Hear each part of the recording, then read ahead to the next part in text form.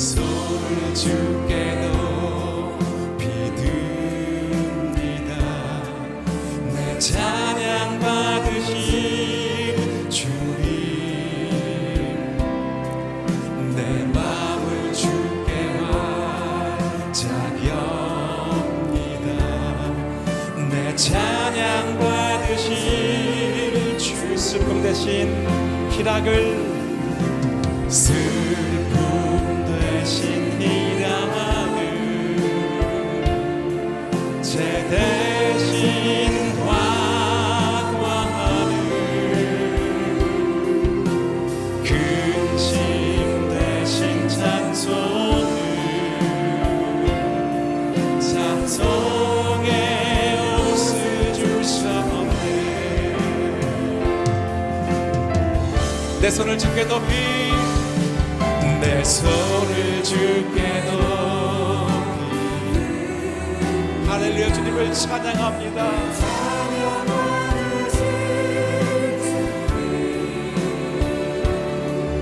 내 마음을 주께 완자합니다. 내 찬양 받으실 주님,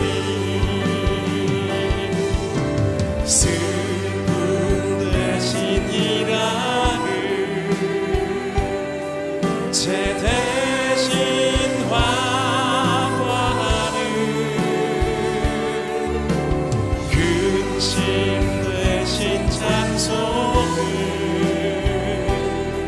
찬송에 내 손을 주께 높이 듭니다.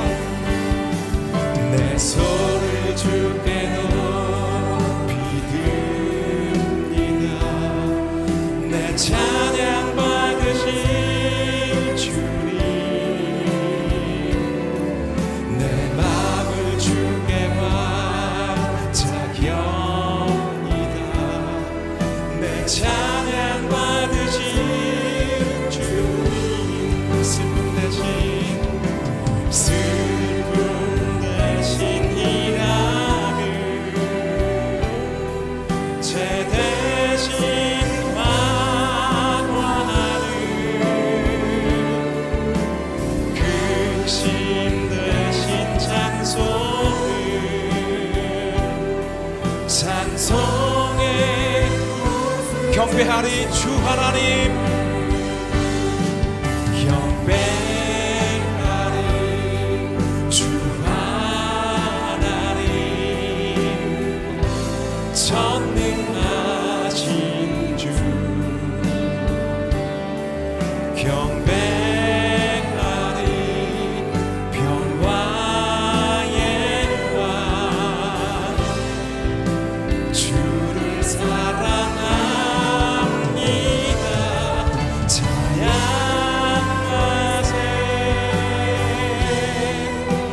누가 주와 같으니,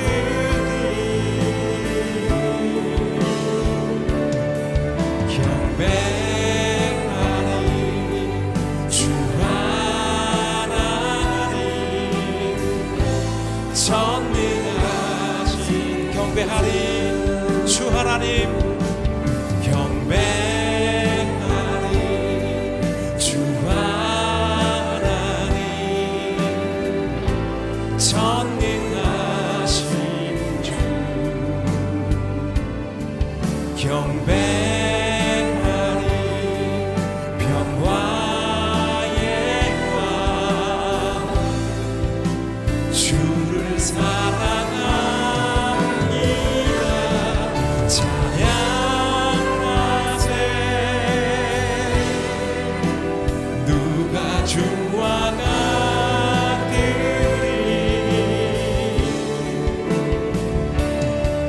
경배하리 주 하나님.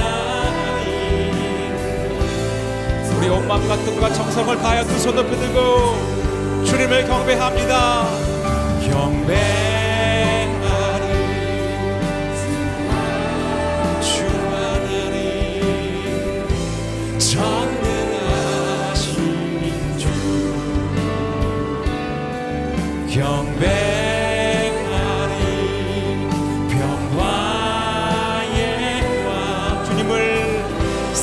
찬양합니다.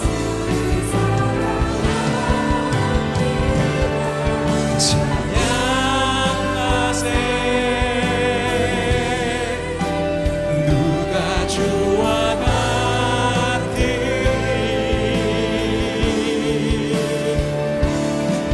경배하리 주 하나님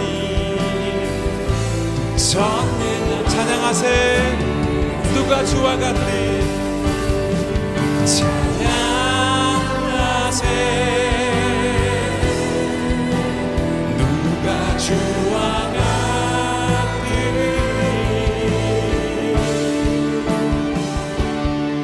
경배하리 주 하나님 전능하신 주. 오늘 주신 하나님의 말씀은 사도행전 22장 6절에서 10절의 말씀입니다. 내가 다메섹에 가까이 다다르자 정오쯤 됐는데 갑자기 하늘에서 밝은 빛이 내 주위를 둘러 비추었습니다. 내가 땅에 풀썩 쓰러졌는데 한 음성이 내게 말씀하시는 것이 들렸습니다.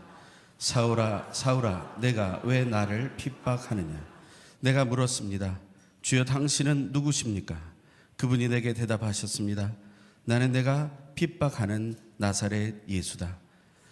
나와 함께 있는 사람들은 빛을 보았지만 내게 말씀하시는 분의 음성은 알아듣지 못했습니다. 함께 읽겠습니다. 내가 물었습니다. 주여 제가 어떻게 해야 합니까? 주께서 말씀하셨습니다. 일어나 다메섹으로 들어가거라. 거기서 내가 할 일을 모두 일러줄 것이다. 아멘.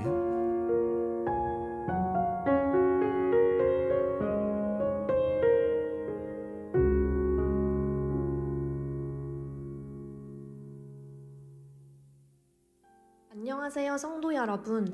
저는 말라위 시골 마을에서 유치원 2곳의 교사들을 교육하며 사역하고 있는 단기 선교사 이매빈입니다. 처음 말라위 시골 유치원에 도착했을 때 열악한 환경에 무척 놀랐습니다. 유치원에는 책 한 권 갖춰지지 않았고 그나마 있던 장난감 한두 개조차 당장 버려도 이상하지 않을 만큼 망가져 있었습니다. 그런데 이러한 환경보다 더욱 걱정스러웠던 것은 바로 아이들이었습니다.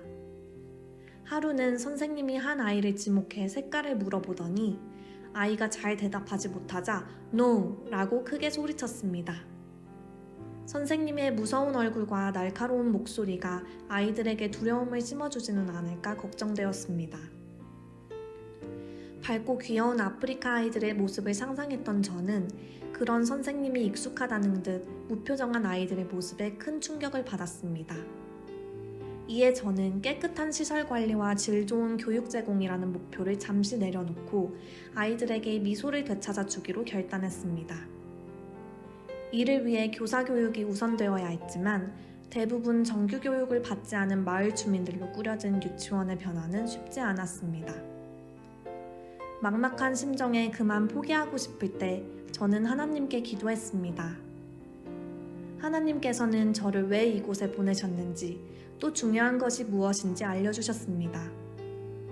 완벽한 사명 성취가 아닌 맡겨진 영혼을 향한 사랑이 나의 몫임을 깨달은 저는 욕심을 내려놓고 선생님들을 기다려 주었습니다. 그러자 선생님들도 기쁜 마음으로 잘 따라와 주었고 더디지만 발전해 갔습니다. 웃는 얼굴로 인사하기, 칭찬 많이 해주기 등 기본부터 시작해 위생, 계획안 작성, 교구 제작 등을 선생님들의 속도에 맞춰 세심히 지도했습니다. 이렇게 1년을 보내고 새로운 1년을 헌신 중인 지금 저를 가장 행복하게 하는 것은 아이들의 달라진 표정입니다. 해맑게 웃는 아이들을 볼 때면 제 마음도 녹아내립니다. 저는 오늘도 제가 이곳에 있는 이유를 마음에 새깁니다. 그분이 맡겨주신 영혼들을 후회 없이 사랑하고 돌아갈 수 있도록 기도해 주세요. 감사합니다. 오늘 우리가 읽은 사도행전 22장 6절에서 10절 본문은 우리가 잘 아는 사도 바울이 예수님을 만나는 그러한 장면입니다. 이 배경은 이렇습니다. 사도 바울이 3차 전도 여행을 마치고 예루살렘에 들어오게 되었을 때 예수 믿는 바울에 대해서 굉장히 적대적인 유대인들이 성전에 있는 바울을 끌어내리고 또 때리고 또 심지어 죽이려고 하는 큰 소동이 있게 됩니다.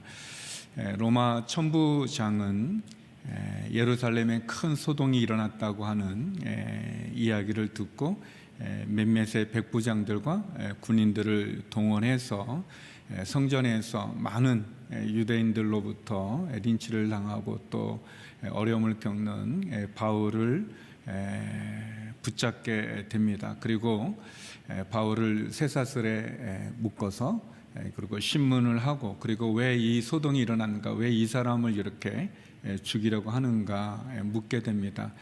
그렇지만 여러 성난 군중들의 여러 이야기들이 굉장히 두서가 없고 그리고 진상을 파악할 수 없고 그리고 그 무리의 성난 모습이 바울을 죽일 것 같은 상황에서 천부장이 병영 안으로 바울을 데리고 들어갈 때 바울이 헬라어로 로마 천부장에게 군중들에게 말할 수 있는 기회를 얻게 됩니다. 그리고 시브리 말로 유대인들에게 자기가 어떻게 예수를 만나게 되었고 또 그리고 자기가 어떻게 예수 그리스도를 증거하게 되는 증인이 되었는지를 설명하는 간증하는 그런 내용 가운데 예수님을 만난 장면입니다. 바울은 어떤 상황 가운데서도 그 상황 속에서 예수님을 전하고자 했습니다. 그리고 지금은 자기를 죽이려고 드는 그 수많은 유대인들 앞에서도 복음을 전하고 있죠. 저는 바울의 이 간증 부분을 가지고 두 가지를 여러분과 함께 나누기를 원합니다. 먼저 첫 번째는 예수님을 만나야 한다는 것입니다. 예수님을 만나야 합니다. 우리 6절에서 8절 말씀 다시 한번 읽어보겠습니다. 시작. 내가 다메섹에 가까이 다다르자 정오쯤 됐는데 갑자기 하늘에서 밝은 빛이 내 주위를 둘러 비추었습니다. 내게 땅에 풀썩 쓰러졌는데 한 음성이 내게 말씀하시는 것이 들렸습니다. 사울아 사울아 내가 왜 나를 핍박하느냐. 내가 물었습니다. 주여 당신은 누구십니까? 그분이 내게 대답하셨습니다. 나는 내가 핍박하는 나사렛 예수다.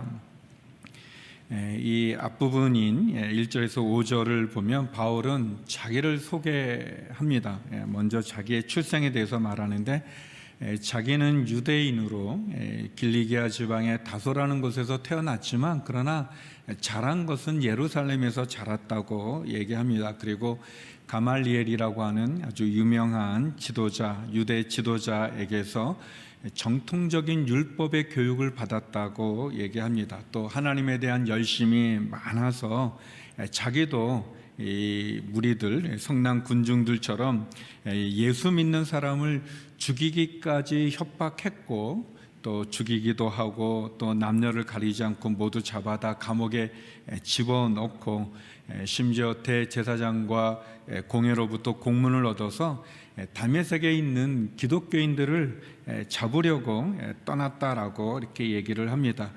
그런데 그가 다메섹에 가까이 왔을 때 갑자기 하늘에서 밝은 빛이 비춰서 땅에 풀썩 쓰러졌는데 음성이 들리기를 사울아 사울아 내가 왜 나를 핍박하느냐라는 음성이 들렸고 그래서 자신이 주여 당신이 누구십니까? 라고 물었을 때 그분이 나는 내가 핍박하는 나사렛 예수다라고 하는 음성을 들었다라고 이렇게 얘기를 합니다.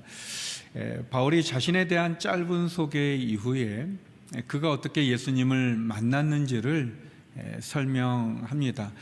그런데 이제 이 사도행전 전체 중에 이 사울이 바울이죠. 이 사울이 예수님을 만나는 이 장면이 3번이나 나오고 있습니다. 이 내용이 3번이나 등장하게 됩니다. 사도행전 9장에 보면 어떻게 바울이 예수님을 믿게 됐는지 이 사건이 처음 기록되어 있고, 두 번째는 오늘 본문에 자기를 핍박하고 자기를 죽이려고 하는 성난 군중들 앞에서 간증으로 나오는 장면입니다.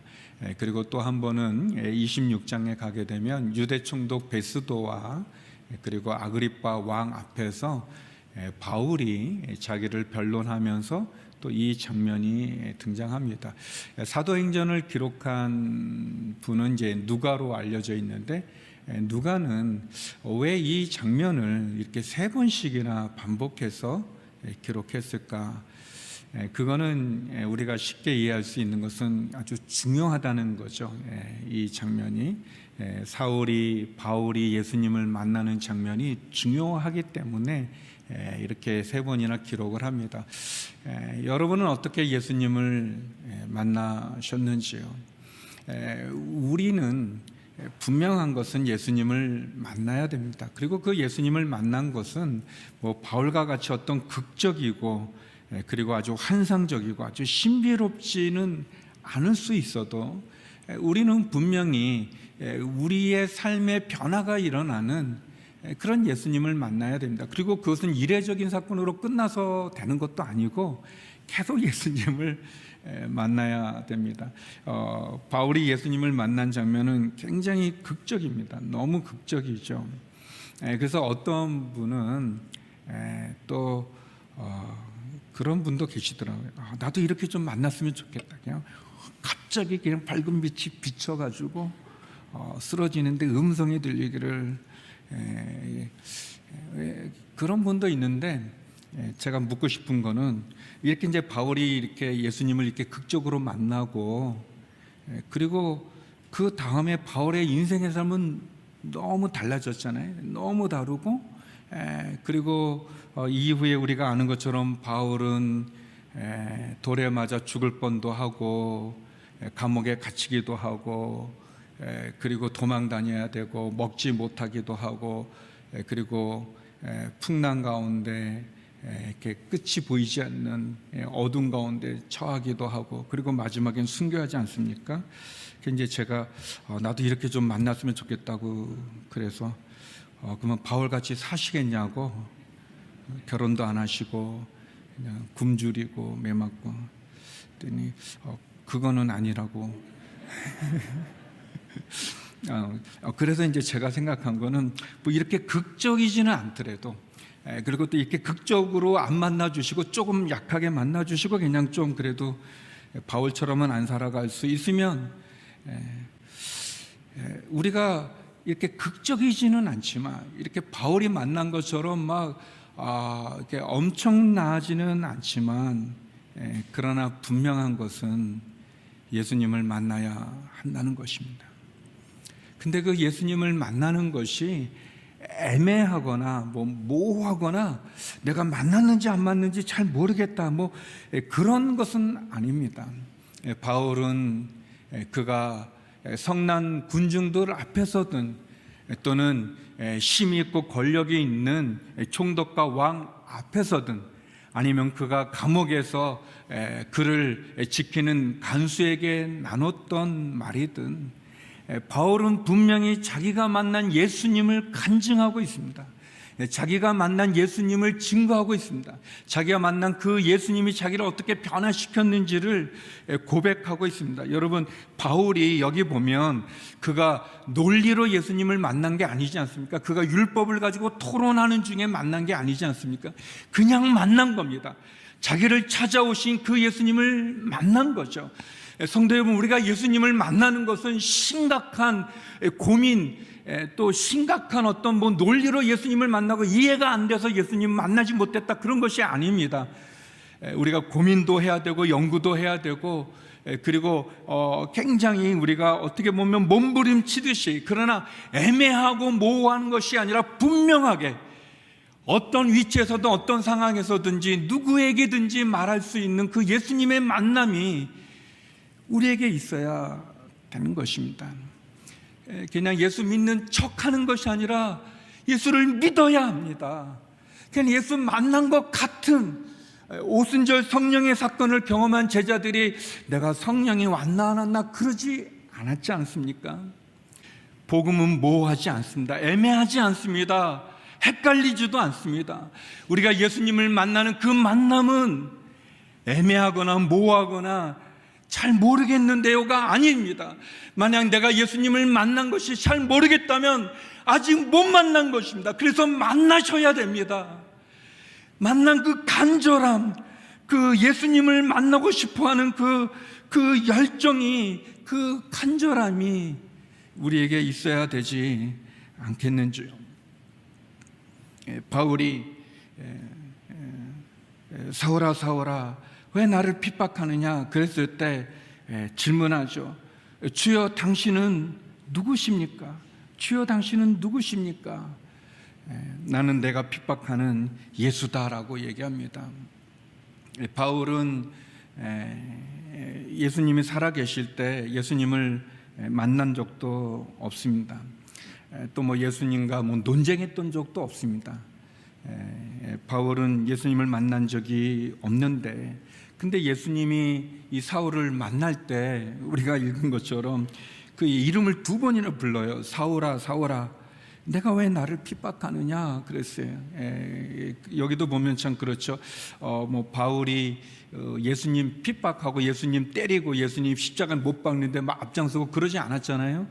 바울이 했던 것은 예수 믿는 사람들을 죽이고 예수 믿는 사람을 감옥에 가두고 예수 믿는 교회를 핍박한 건데, 근데 예수님이 너가 왜 나를 핍박하냐고 얘기하고 있어요. 예수 믿는 사람을 핍박하는 것이 예수님을 핍박하는 거고, 예수 믿는 교회를 핍박하는 것이 예수님을 핍박하는 겁니다. 그렇기 때문에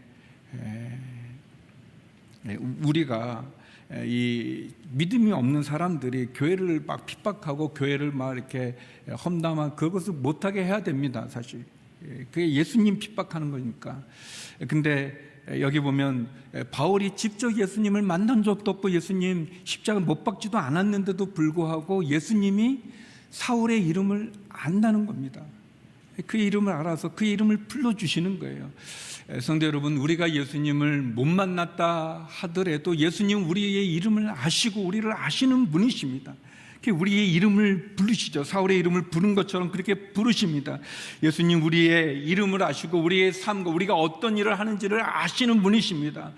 그러므로 성도 여러분, 우리는 예수님을 만나야 됩니다.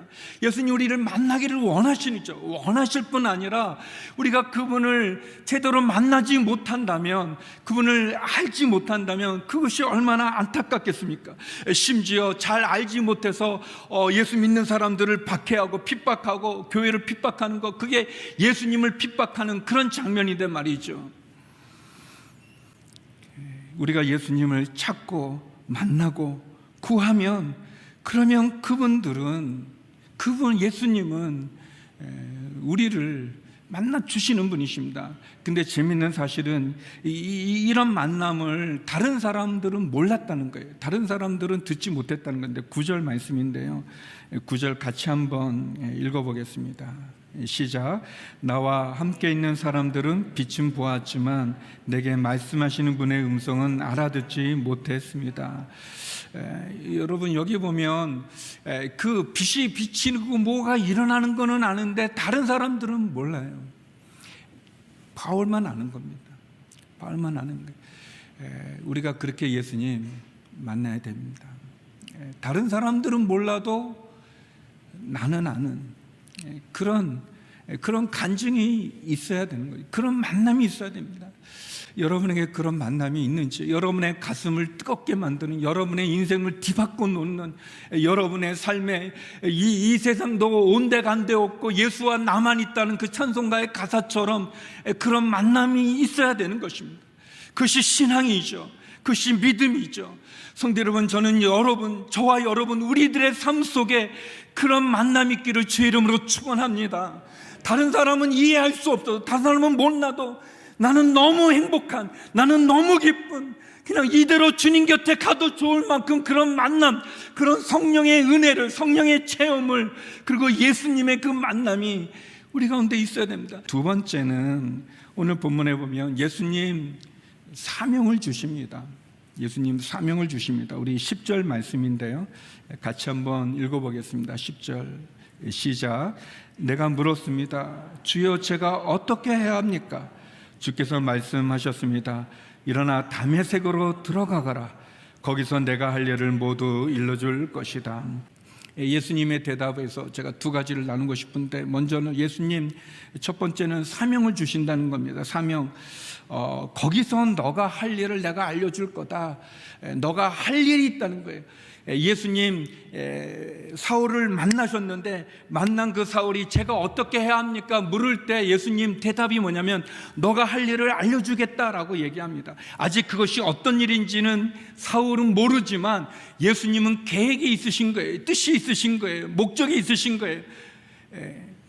알려줄 것이다. 근데 그 사명의 장소가 다메섹이에요. 저는 그게 굉장히 놀랐습니다. 굉장히 놀란 장면인데, 어떻게 보면 다메섹이 뭡니까? 이게 사울이 지금 다메섹에 왜 가는 겁니까? 다메섹에 가서 예수 믿는 사람을 잡아다가 감옥에, 예루살렘에 데려와서 감옥에 집어넣으려고, 그 재판하려고 가는 곳이거든요. 그 다메섹. 근데 예수님 다메섹으로 가라는 거예요. 다메섹으로.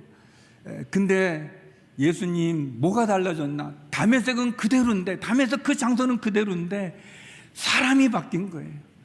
사울이 바울이 된 거예요.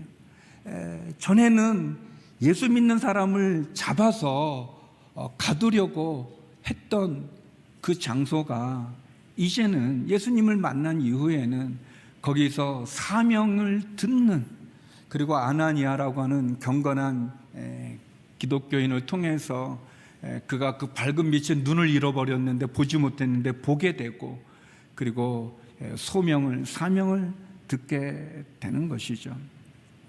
어떻게 보면 우리의 사명을 받는 자리는 뭐 딴 데 이상한 데가 아니라 내가 있는 곳일 것입니다. 그것이 우리의 가정일 수 있고, 우리의 직장일 수 있고, 나의 사업처일 수도 있어요. 그런데 예수님 만난 우리가 바뀌는 겁니다. 바뀌는 거예요. 그리고 우리가 바뀌었을 때, 예수님 만나고 우리가 변화됐을 때, 그 장소는 예전의 그 장소가 아니게 되는 거예요. 전에는 내가 왜 이런 집에 시집 왔나, 내가 왜 이 자매와 결혼했나, 예수님 만나면 바뀌는 거예요. 나를 선교사로 그 가정에, 그 가문에 보낸 거일 수도 있고, 나를 통해서 내 직장이, 내 비즈니스가, 내 사업이 달라질 수 있는 거예요. 바뀌는 겁니다. 많은 게 바뀝니다. 모든 게 바뀝니다. 예수님을 만나야 되는 거죠. 그리고 그 예수님 우리를 그냥 두지 않고 사명을 주신다는 거예요. 사명을 주시는 거예요. 빌립보서에 보면, 빌립보서 3장 7절 9절에 보면 바울이 이런 고백을 합니다. 그러나 내게 유익하던 것들을 나는 그리스도 때문에 다 해로운 것으로 여깁니다. 내가 참으로 모든 것을 해로 여기는 것은 내 주 그리스도 예수라는 지식이 가장 고상하기 때문입니다. 그분으로 인해 내가 모든 것을 잃어버리고 심지어 배설물로 여기는 것은 내가 그리스도를 얻고 그 안에서 발견되기 위한 것입니다. 내가 가진 의는 율법에서 난 의가 아니요 그리스도를 믿음으로써 얻느니 곧 믿음으로 인해 하나님께서 난 의라 그랬습니다. 바뀌어집니다. 바울이 변한 거죠. 사명을 받으면 달라지는 겁니다. 여러분, 우리가 그런 노래 부르니까 당신은 사랑받기 위해 태어난 사람이라고 얘기하지 않습니까? 물론 우리가 사랑받기 위해 태어났습니다. 근데 그것만이 전부가 아닙니다. 내가 사랑받는 건 너무 당연한 거고, 하나님 우리를 사랑받기 위해서, 우리를 사랑하기 위해서 우리를 십자가에 예수님을 보내주셔서 구원해 주시고, 예수님 하나님 우리를 사랑하시는데 나는 사랑받는 것만이 전부가 아닌 거예요. 그냥 사랑받는 존재로, 내가 행복한 존재로 있는 것만이 전부가 아니라 사명이 있는 겁니다. 사명이 있어요. 하나님 우리를 이 땅 가운데 태어나게 하신 목적이 있습니다. 뜻이 있습니다. 저는 모르겠는데요, 아직 예수님 만나지 못한 것이고 아직 사명을 받지 못한 것입니다. 사명이 있습니다. 우리 모든 사람들, 지금 여기 있는 우리들이나 방송으로 보는 분이나 모든 분들마다, 모든 인생마다 하나님 그렇게 우리를 귀하게 사명을 주시죠.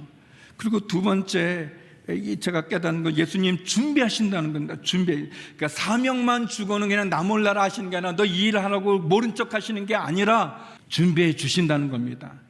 거기서 너가 할 일을 내가 가르쳐 줄 거다라고 하셨고, 그리고 바울이 보지 못하기 때문에 사람의 손에 이끌려서 다메섹에 들어갔는데 아나니아라는 사람이 와서 눈을 뜨게 하고, 그리고 이방의 도구로, 이방의 선교사로 바울을 택하신 예수님의 사명을 들려주게 됩니다.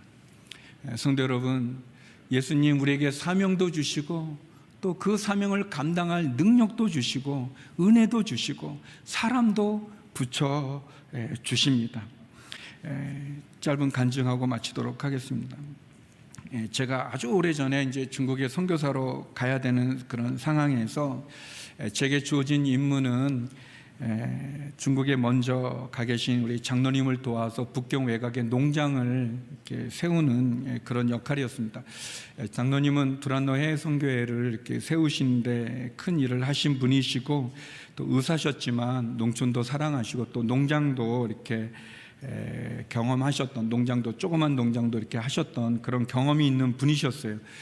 그러나 저는 신학을 전공했고 바로 목사가 돼서 이렇게 전혀 모르는 그런 상황이었는데, 그래서 이제 저희 교회 그 원예학과 교수님이셨던 우리 송기철 장로님께서 장로님이 가르쳤던 대학원생 한 명을 저한테 소개시켜 주셨어요.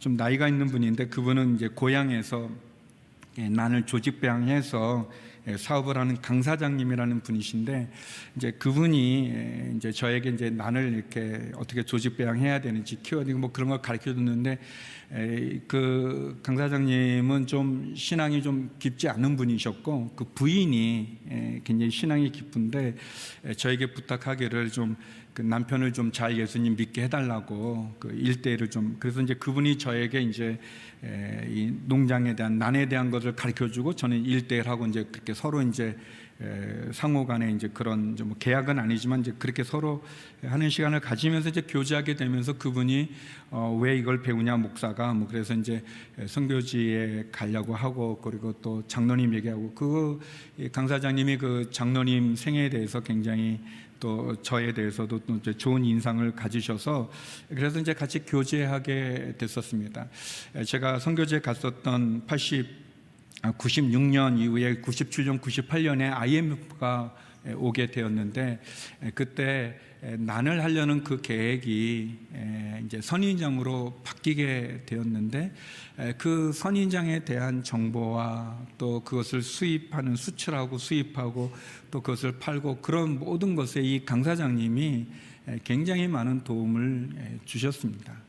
저희 농장에. 성도 여러분, 하나님이 우리에게 사명을 주실 때 저는 뭐 전혀 모르는 상황이지만 그러나 이 강 사장님 통해서 또 장로님 통해서 농장 세운 일을 하게 하신 것처럼 사명만 주시지 않고 그 사명을 감당할 사람도 보내주시기도 하고 또 어떨 때는 상황을 변화시키셔서 그 일을 감당하게도 하십니다. 예수님이 우리에게 사명을 주십니다. 여러분, 우리의 삶이 그냥 사랑만 받는데 그치는 것이 아니라 우리에게 사명을 주십니다. 그리고 그 사명을 감당할 능력도 주시고 은혜도 주시고 기회도 주시고 사람도 보내주십니다. 중요한 건 우리가 예수님을 만나는 겁니다. 만나야 됩니다. 우리의 마음이 뜨거워지는 그 예수님을 만나야 되고, 그리고 주님이 주시는 그 사명을 가지고 유일한 길이요 진리요 생명 되신 이 복음을 땅끝까지 전하는 그 일 가운데 저와 여러분이 쓰임받기를 소망합니다. 성도 여러분, 여러분의 다메섹은 어디입니까? 여러분은 예수님을 만나셨는지요? 여러분은 사명을 받으셨는지요? 40의 새벽 기간이 그것을 확인하는 시간이 되기를 바라고, 우리의 삶에 찾아오신 예수님, 그 예수님을 만나는 은혜와 축복이 함께하는 하루가 되기를 주의 이름으로 축원합니다. 기도하시겠습니다.